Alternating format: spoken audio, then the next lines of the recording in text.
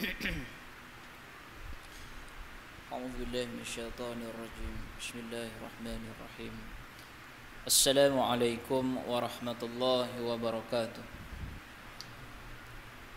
الحمد لله رب العالمين، والصلاة والسلام على أشرف الأنبياء والمرسلين سيدنا ومولانا محمد وعلى آله وصحبه أجمعين.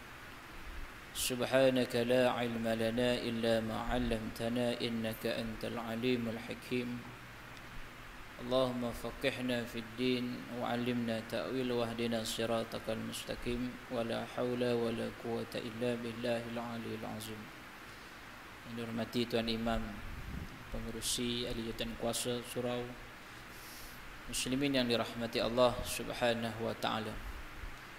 Alhamdulillah, syukur kita kepada Allah Subhanahu wa taala dengan limpahan nikmat, rahmat dan inayah daripada Allah Subhanahu wa taala dipertemukan kita pada malam ini. Mudah-mudahan pertemuan kita pertemuan yang diberkati oleh Allah Subhanahu wa taala. Jadi begitulah kehidupan kita di suasana norma baru ini, yang perlu kita patuhi, yang perlu kita ikut, kerana di situ ada hikmah yang tersembunyi.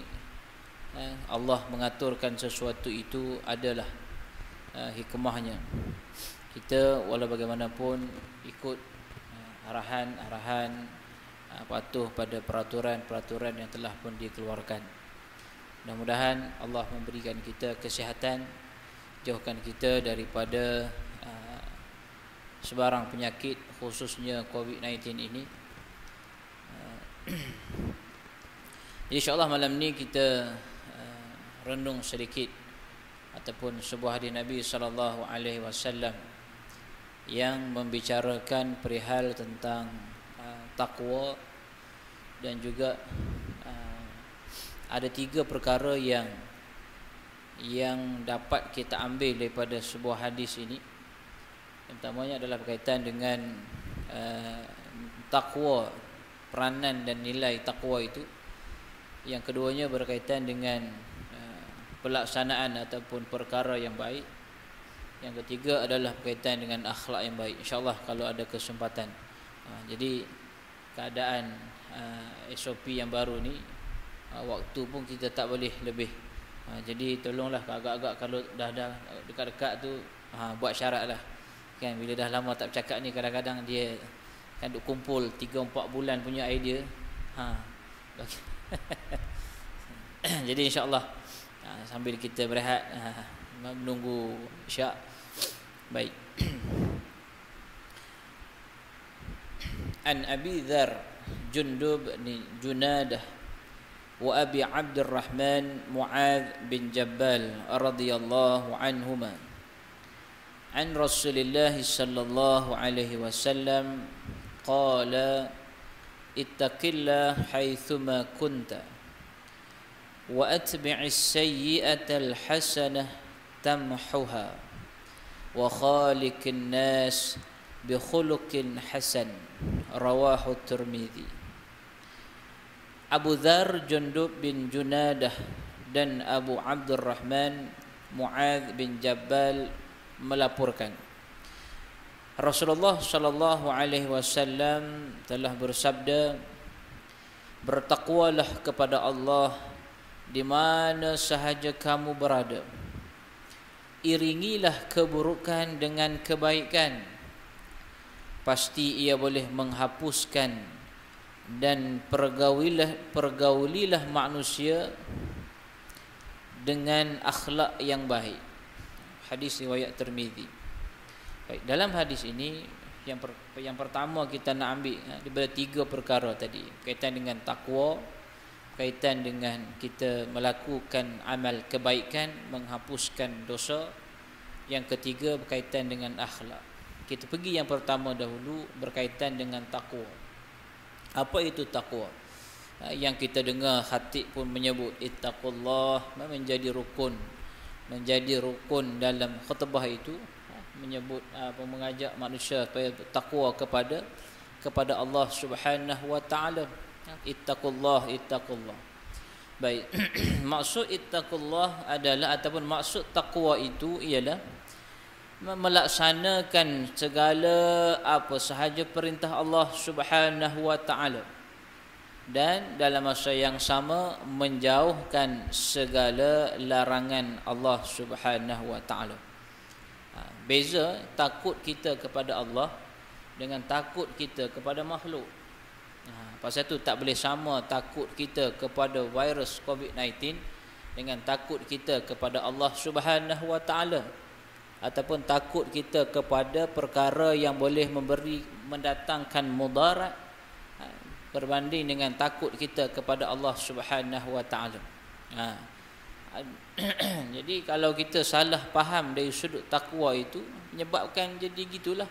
Kan kita kata dia kata kita ni takut pada COVID-19 ni, tak takut pada Allah, syirik bagainya.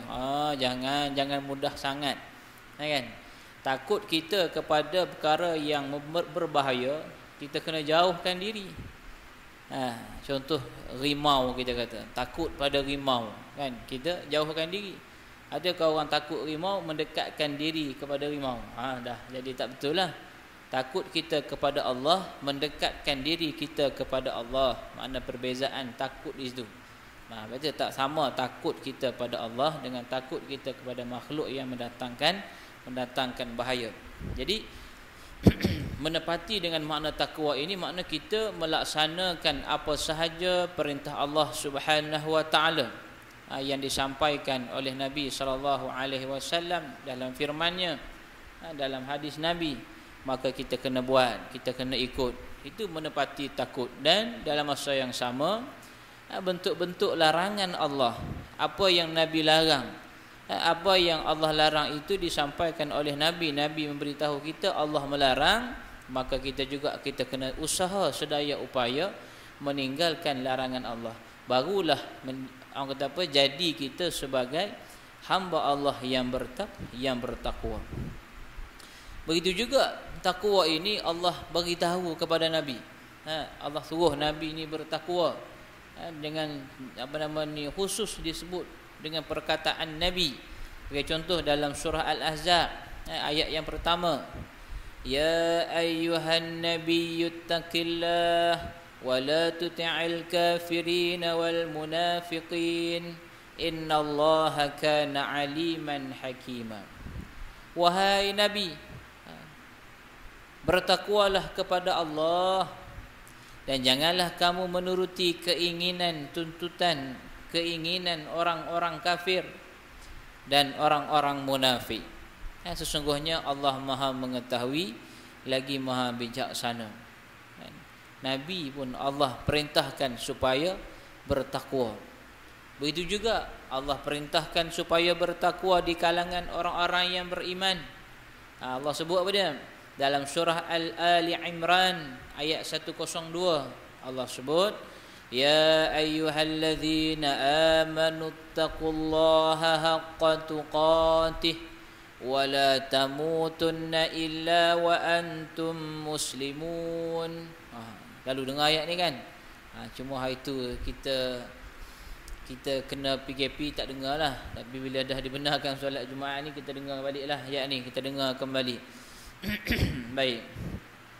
Wahai orang-orang yang beriman, bertakwalah kepada Allah sebenar-benar takwa kepadanya, dan janganlah sekali-kali kamu mati melainkan dalam keadaan beragama Islam. Ialah maknanya di sini bukannya kita boleh meletakkan bila kita mati, kan? Tapi kena berusaha supaya kematian kita itu kematian dalam iman. Di samping kita berdoa pada Allah, Allahumma khtim lana bihusnil khatimah, minta Allah matikan ataupun akhirkan hidup kita dalam keadaan husnul khatimah, mati yang baik, akhiran yang baik. wala takhtim alaina ya Allah, jangan kau akhirkan kehidupan kami dengan bisuil khatimah, dengan kehidupan yang buruk. Di samping berdoa, maka berbalik kepada takwa tadi, maknanya pelaksanaan kita amal ibadah yang Allah perintahkan, kewajipan-kewajipan yang Allah perintahkan, kita kena buatlah. Barulah kita dapat akhirkan hidup kita sebagai orang yang beriman, insya-Allah, mudah-mudahan. Kan, kadang-kadang bila kita lihat ada di kalangan orang-orang Islam sendiri ni, bila dah berada di hujung-hujung usia dalam keadaan sakit, masa tu dia dah malas nak semayang, dia kata payahlah nak semayang ni, dengan waya-waya berselirat, dengan nak kena pergi ambil wuduk, dengan nak bertayamum lagi, nak bangun pun badan-badan sendi-sendi sakit. Tak payahlah, nanti sihat-sihat nanti barulah semayang. Allah, macam mana nak akhir dengan kebaikan? Akhir dengan kebaikan ni bukannya kebaikan di sisi manusia je kita nak. Kita nak akhir kita ni adalah kebaikan di sisi Allah Subhanahu wa taala. Tu. Dan juga Nabi pernah berpesan, berwasiat dalam sebuah hadis daripada Abu Daud dan Tirmizi. Nabi sebut apa? Nabi kata, aku berwasiat kepada kalian agar bertakwa kepada Allah, yakni mendengar perintah. Bertakwa yakni, makna bertakwa itu mendengar perintah Allah dan taat meskipun yang memerintah kalian seorang budak. Walaupun yang bagi tahu kita supaya kita taat pada perintah Allah itu adalah budak. Kita kata, manalah budak ni pandai-pandai suruh aku semayang, aku makan garam dulu tau. Kan, contoh. Kan, pandai-pandai ya cucu aku ni, beringuh lagi dah pandai-pandai nak suruh aku semayang. Kan aku ni sakit tak tahu ke? Aku ni tak larat ni, aku ni dah lah nak kena apa nama ni, kena pimpin ambil semayang susah macam-macam.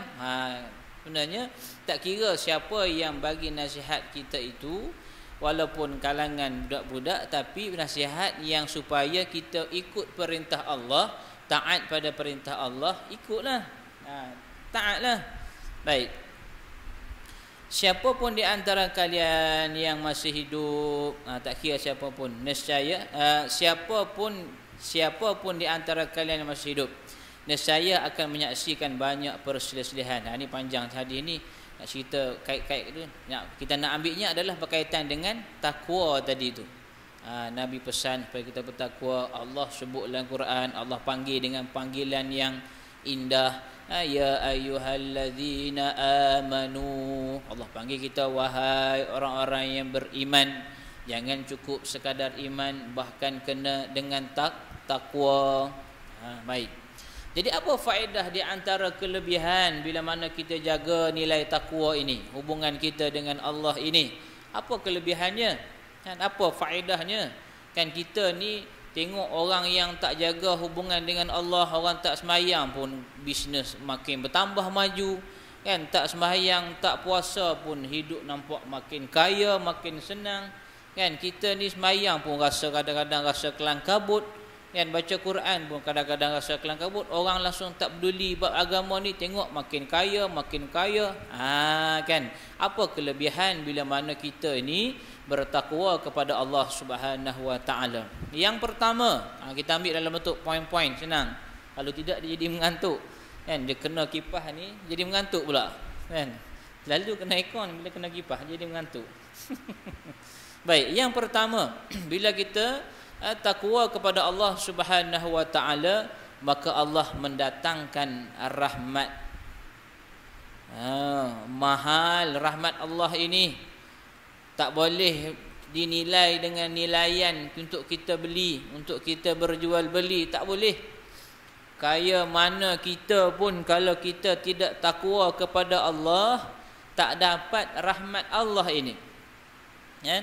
Apa rahmat Allah yang kita hendak ini? Adalah rahmat Allah ini bagaimana yang Allah sebut, dalam surah Yasin yang kita baca.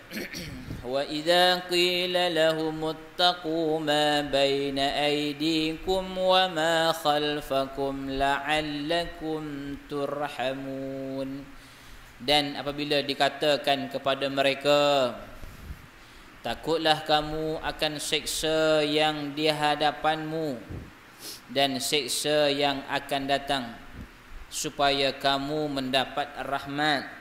Maka bila Allah sebut begitu kepada mereka pun, bila ayat ini turun sampai kepada golongan-golongan kafir, golongan-golongan munafik ini, maka nescaya mereka berpaling. Orang yang tak nak bertakwa kepada Allah ini, bila Allah sebut maknanya turun ayat cerita tentang rahmat ini pun, mereka tetap berpaling. Alah, apa sangat, gitulah kan, bahasa mudahnya gitulah, apa sangat kan. Jadi rahmat Allah ini, kalau bukan dengan rahmat Allah Subhanahu wa taala, maka tak masuk kita ke dalam syurga Allah Subhanahu wa taala. Kalau kita mengharapkan amalan kita sahaja tanpa mengharapkan rahmat Allah Subhanahu wa taala, 500 tahun umat di zaman di zaman Nabi Musa, seorang hamba Allah ini, dia beribadah selama 500 tahun pun, kalau tidak dengan rahmat Allah Subhanahu wa taala, maka tidak dapat masuk ke dalam syurga Allah Subhanahu wa taala. Jangan kita, Allah suruh kita beribadah sebagai hamba, kita beribadah taat pada perintah Allah, dalam masa yang sama kita mengharapkan rahmat Allah Subhanahu wa taala. Jadi orang yang bertakwa ini, dia akan mendapat rahmat Allah Subhanahu wa taala. Yang kedua, kelebihan bertakwa ini yang kedua, Allah memberikan jalan keluar. Kita kadang-kadang datang masalah yang kadang-kadang kita rasa ni dah jalan terakhir ni, duk nampak tali gantung dah. Duk nampak racun dah. Kan? Duk nampak bangunan tinggi, panjat naik tingkat atas, terjun kepala turun dulu. Tu je. Maknanya di sisi kita ni seolah-olah macam tak ada jalan dah. Tapi ingat, kembali kita kepada Allah Subhanahu wa taala. Wa may yattaqillaha yaj'al lahu makhraja. Surah At-Talaq ayat 2. Siapa yang bertakwa kepada Allah, pasti dia akan mengadakan baginya jalan keluar. Makna yakinlah kita kepada Allah. Kadang-kadang kita diuji. Kadang-kadang kita diuji, macam-macam ujian yang diuji. Ada orang diuji dengan ditinggalkan suami. Ditinggalkan suami dalam keadaan anak 5 orang. Yang paling kecil baru dalam 4 bulan, yang paling kecil. Yang nombor 2 kecil dalam 3 tahun. Yang sulung baru darjah 6. Bayangkan, suami tinggal dalam keadaan tidak meninggalkan tempat tinggal, tidak meninggalkan nafkah, tidak meninggalkan harta.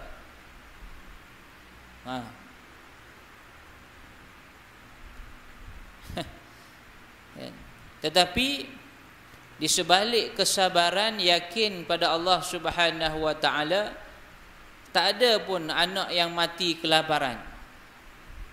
Dalam keadaan isteri dia ni juga tidak ada kepakaran, kemahiran.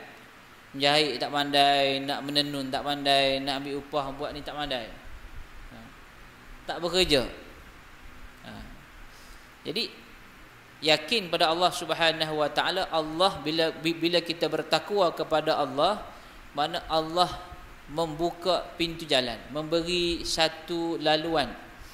Kalau ikutkan perasaan, dah bunuh diri dah. Sebab apa? Tekanan. Tekanan. Mau tak tekanan? Dan situasi macam tu.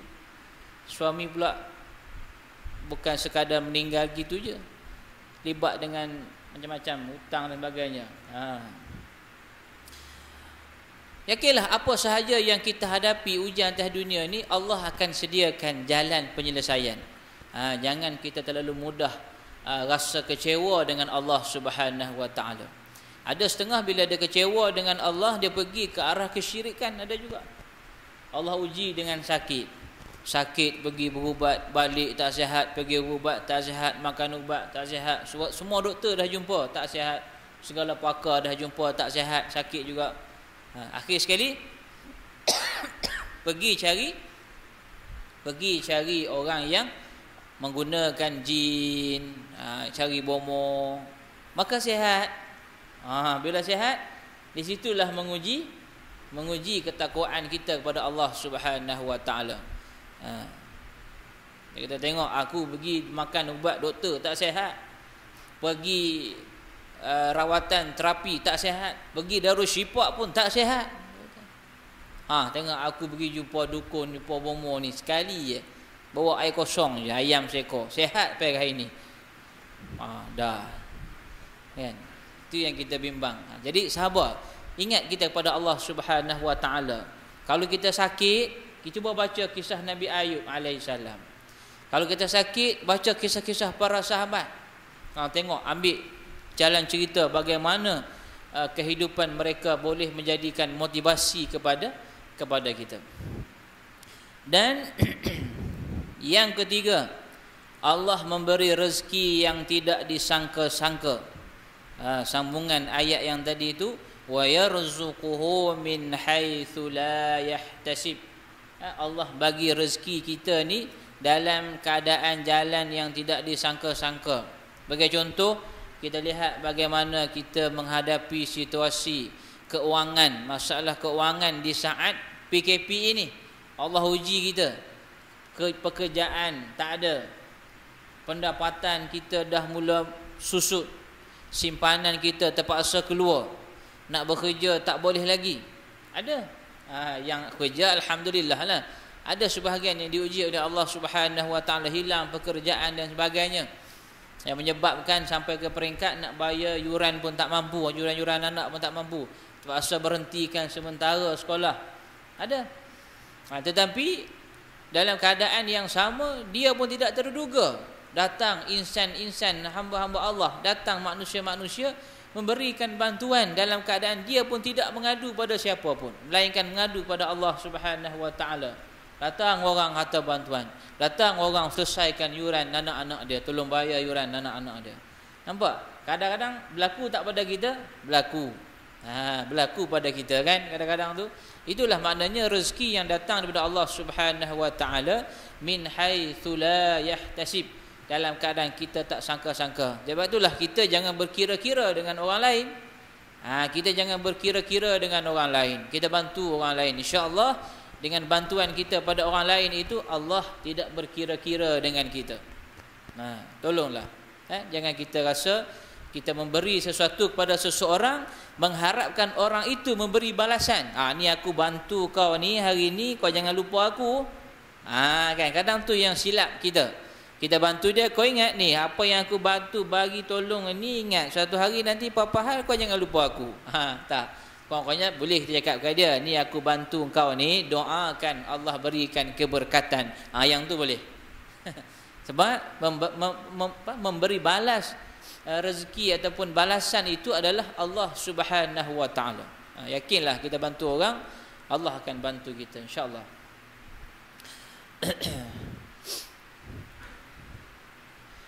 Maka itulah tiga perkara, di antara banyak lagi lah kelebihan bertakwa ni. Tiga perkara yang kita boleh ambil pada malam ini, di sebalik kelebihan kita yakin benar takwa kita kepada Allah Subhanahu wa taala.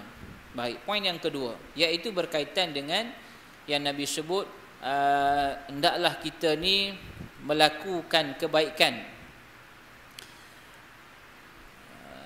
Iringilah keburukan dengan kebaikan. Yang Nabi sebut poin yang kedua ni, iringilah keburukan dengan kebaikan. Maknanya kita kena cari jalan menghapuskan dosa-dosa kita.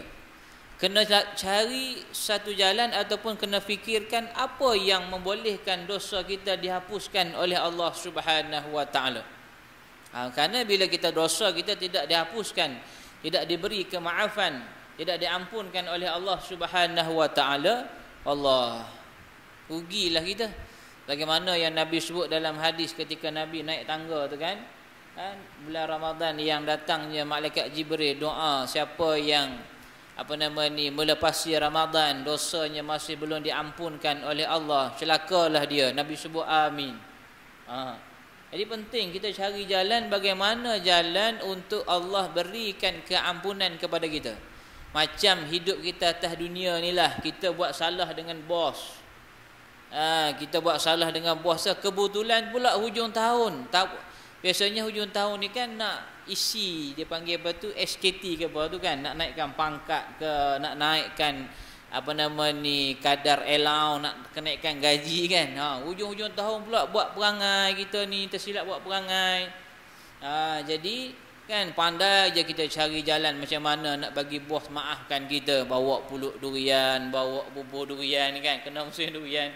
Malam pula pergi hantar sate. Punya nak ambil hatinya, nak bagi dia maafkan kita balik, bagi dia terima kita balik, bagi balik kemaafan dia. Jadi dengan Allah takkan kita tak nak buat, takkan kita nak biarkan begitu. Sedangkan pengakhiran kita bertemu dengan Allah Subhanahu wa taala. Jadi tak nak kita kena cari jalan perbuatan amalan yang membolehkan diampunkan dosa-dosa kita, selain daripada kita beristighfar kepada Allah Subhanahu wa taala. Baik, di antara amalannya adalah iman kepada Allah dan amal soleh. Amal soleh sebagaimana yang Allah sebut dalam Al-Quran surah Al-Maidah, wa'adallahu alladhina amanu wa 'amilus solihat lahum maghfiratun wa ajrun azim. Allah telah menjanjikan kepada orang-orang yang beriman dan beramal soleh bahawa untuk mereka keampunan dan pahala yang besar. Amal soleh ni banyak cara kita boleh buat. Amal soleh termasuklah amal soleh juga kita menahan diri kita daripada menyebarkan berita-berita fitnah. Itu amal soleh tu. Termasuk juga diri kita menahan daripada menyebarkan berita-berita yang menyebabkan masyarakat hidup tidak tenteram, berita palsu. Amal soleh juga tu. Banyak amal-amal soleh yang kita boleh buat. Jadi amal-amal soleh inilah di antara jalan-jalan Allah Subhanahu wa taala memberikan keampunan di atas kesilapan dan kelalaian kita. Kita manusia ni dosa dengan Allah banyak. Banyak. Tara Nabi SAW pun memohon ampun, beristighfar kepada Allah Subhanahu wa taala. Apatah lagi kita insan yang sentiasa lupa, selalu lalai, alpa. Kena banyak lagi lah cari jalan ataupun melaksanakan amal-amal soleh ini.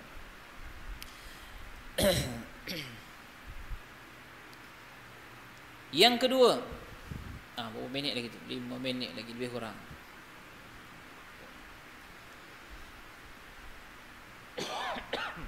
Baik, yang kedua, solat.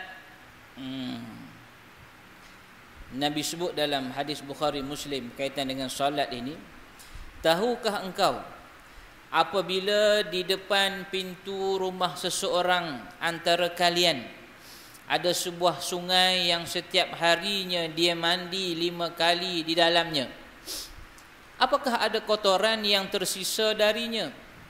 Para sahabat serentak menjawab, tidak ada sedikit pun kotoran yang tersisa.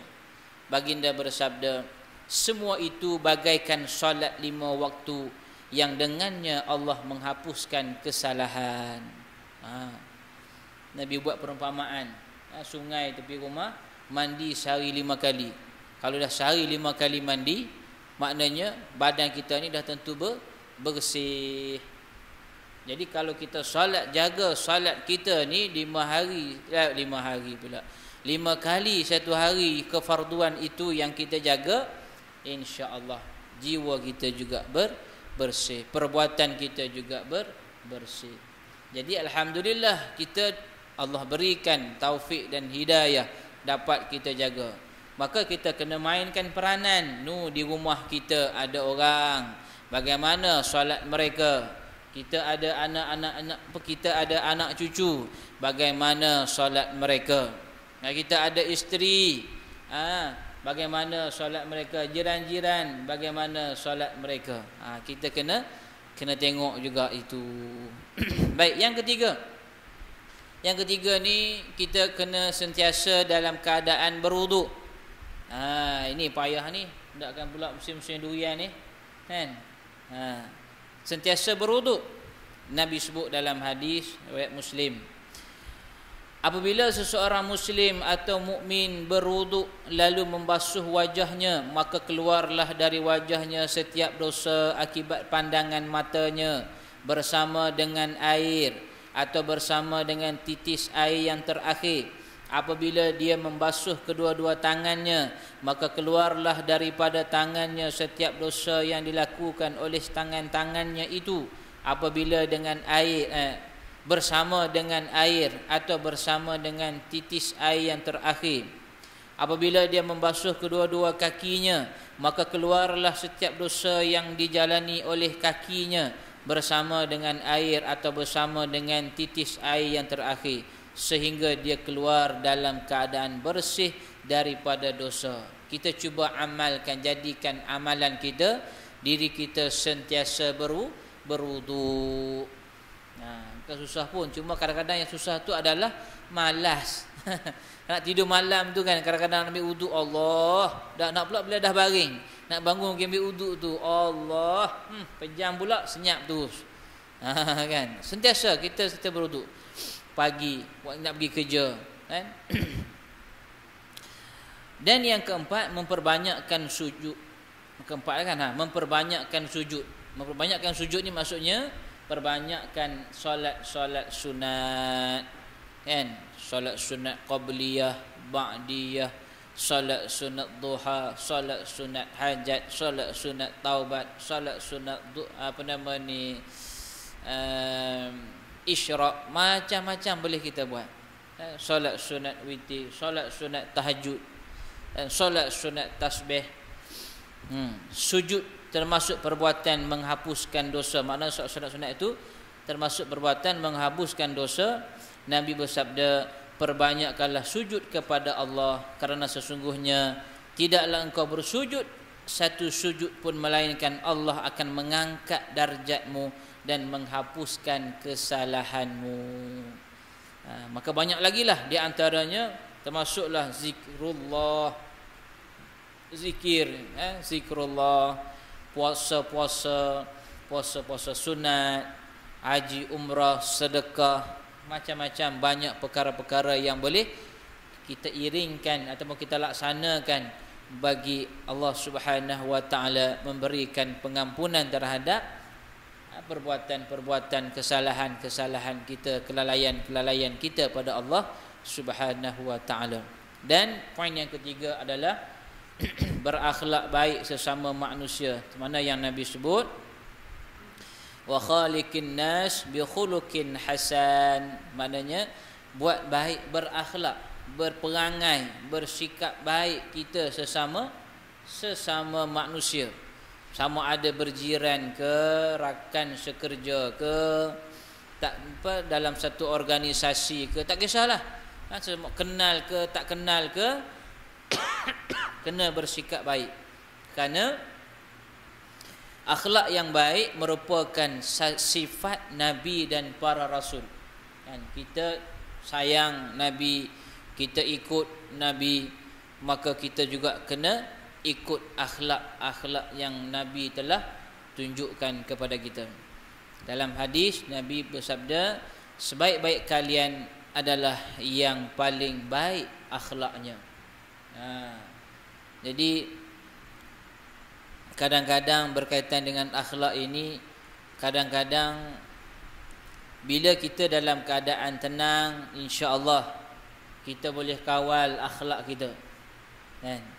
Bila di saat kita dalam keadaan diuji sedikit dengan kemarahan, maka di situlah kadang-kadang kita telah lupa akhlak ini, yang menyebabkan kita mempamerkan akhlak yang tidak baik.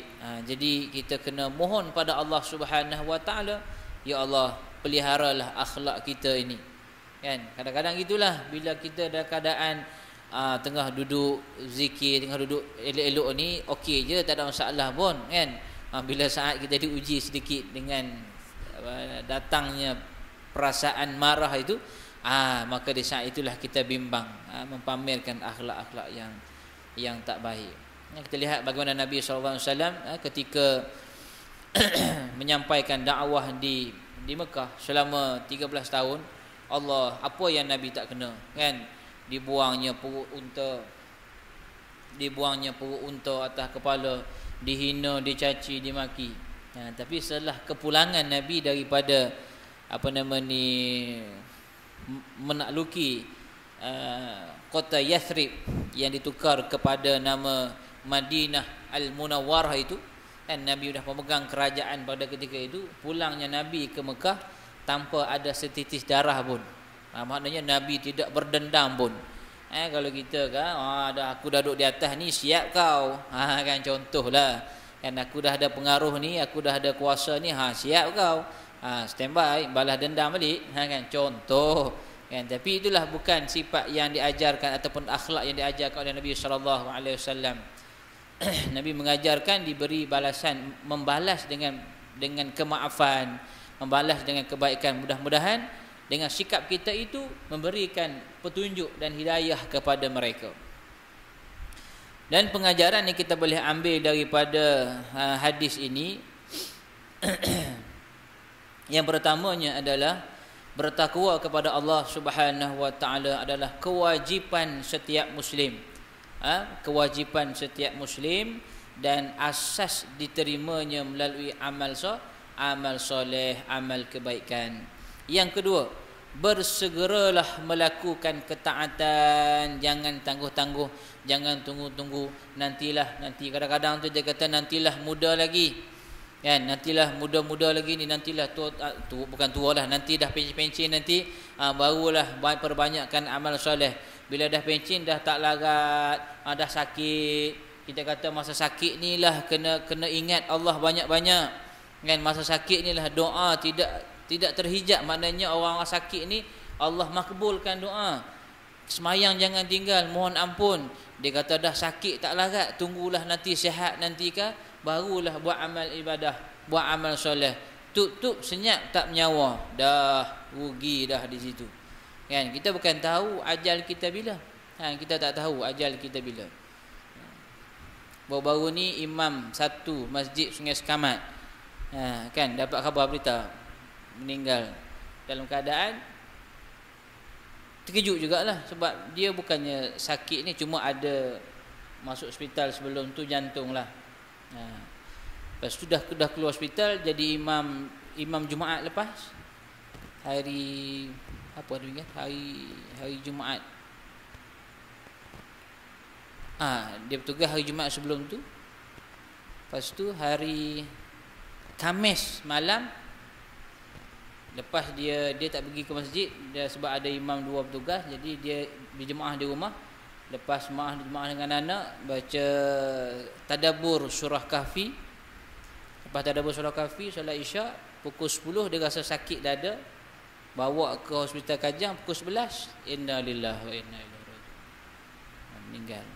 Jadi kita tak tahu, siang kita tengok sihat elok, malam ataupun esok bangun pagi tengok tak ada dah, wallahu alam. Jadi jangan kita menangguh-nangguh, bersegerakan, segera lakukan amal ataupun ketaatan, amal soleh ni buat terus. Yang mana bila mana kita melakukan kesilapan, lagilah kita kena bersegera memohon keampunan Allah Subhanahu Wa Taala. Jangan tunggu nantilah aku minta ampun, nantilah tua-tua nanti maaf, bertaubatlah pada Allah. Jangan, kena segera. Yang ketiga, bersungguh-sungguh menghias diri dengan akhlak yang baik. Akhlak ni pun kita kena usaha juga dengan diri kita ni, nak kawal akhlak itu. Dia tak jadi sendiri, kita kena kawal. Kena kawal, kena latih diri. Termasuk percakapan kita. Dah warning dah. Dan yang keempat, yang terakhir, menjaga pergaulan yang baik adalah kunci kejayaan, kebahagiaan dan ketenangan di dunia dan juga di akhirat. Wallahu ta'ala alam. Itulah sedikit perkongsian pada malam ini. Mudah-mudahan beri manfaat pada kita bersama. Salah silap harap diberi kemaafan, diberi teguran untuk kebaikan kita. Wallahu ta'ala alam. Aqulu qawli hadza wa astaghfirullahal azim li wa lakum. Wassalamualaikum warahmatullahi wabarakatuh.